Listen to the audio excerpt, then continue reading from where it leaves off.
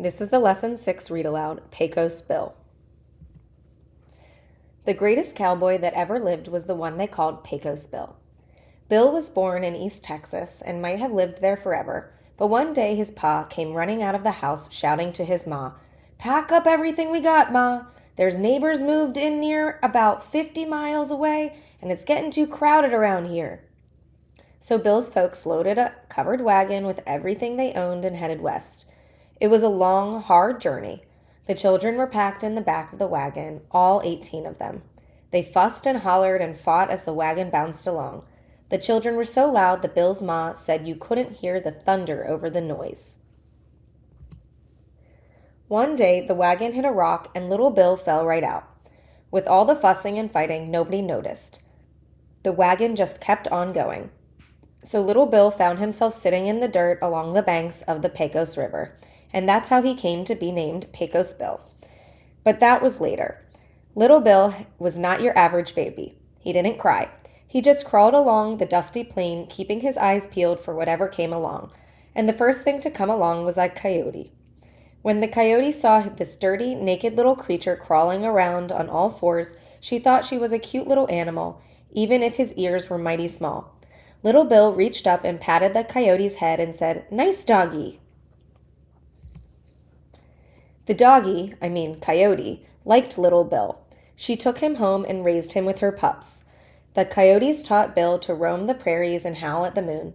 They taught him the secrets of hunting, how to leap like an antelope, and to run like the wind. They taught him how to chase lizards and lie so still that he was almost invisible. The years went by, 18 of them to be exact, and Bill grew up strong and healthy. One day he was out hunting along the Pecos River when he saw a most unusual sight. It seemed to be a big animal with 4 legs. Or was it 6 legs? And why did it have one head in front of another on top?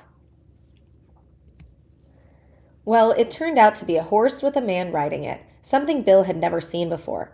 Bill scurried around the horse a few times. Then he slowly crept forward and took a sniff of the man's boot. "Boy," said the man, "what are you doing scampering around down there in your birthday suit?" "Sniffin'," said Bill. "I'm a coyote." "No, you ain't," said the man. "You're a man, like me." "No!" howled Bill. "Coyote!" "What makes you think you are a coyote?" said the man. "I have fleas," said Bill. "So what?" said the man. "Lots of men here in Texas have fleas." But Bill was not persuaded. He was sure he was a coyote. "Here's the thing," said the man. "Coyotes have pointy ears and big bushy tails, and you don't." "Yes, I do," cried Bill. He felt sure he had a tail, just like all the other coyotes. He looked over his shoulder, but couldn't see one. He reached back to grab his tail, but he could not feel one. He backed up to the river and looked for his tail in the reflection, but it was not there. Bill was surprised. He thought for a moment. Then he decided the man must be right. If he didn't have a tail, he couldn't be a coyote. If he wasn't a coyote, he must be a man.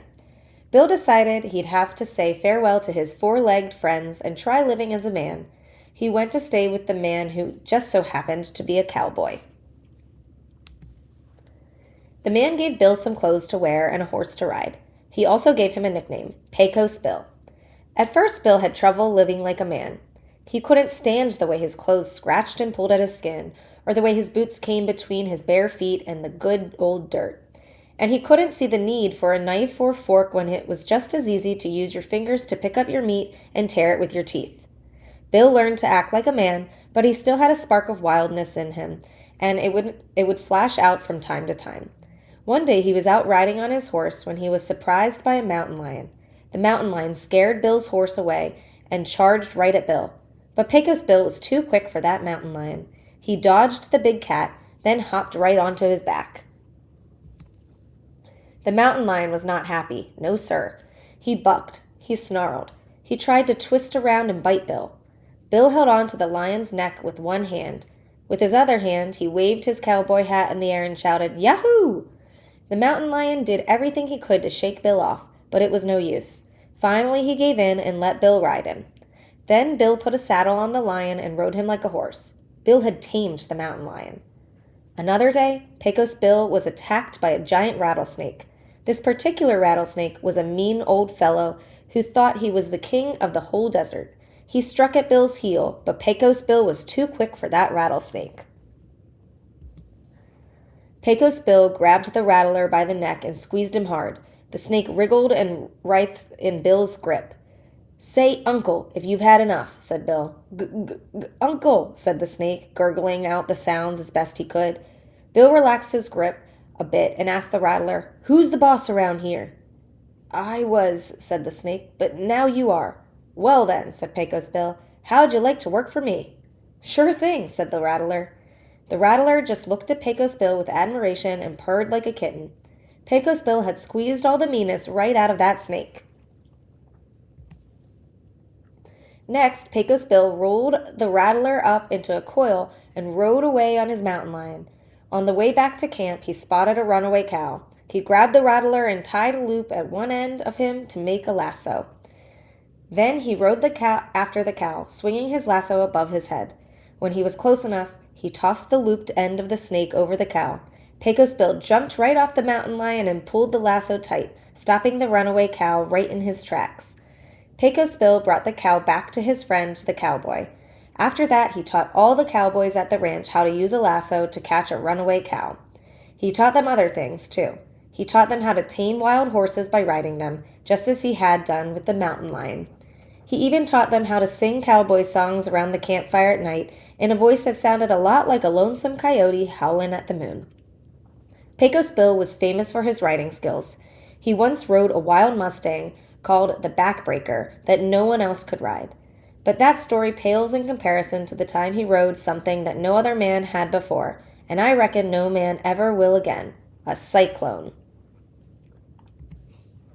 That's right, Pecos Bill lassoed a cyclone with his rattlesnake lasso and jumped on its rip-roaring back. The cyclone spun furiously, trying to throw Bill off. It went spinning this way and that way across the deserts of Arizona, trying to knock Bill off by rising up into the air and digging down into the ground. Pecos Bill didn't let go until the cyclone spun itself out of energy, and by that time the two of them had carved out a deep canyon. If you ever go to Arizona, you can still see that canyon today. It's called the Grand Canyon.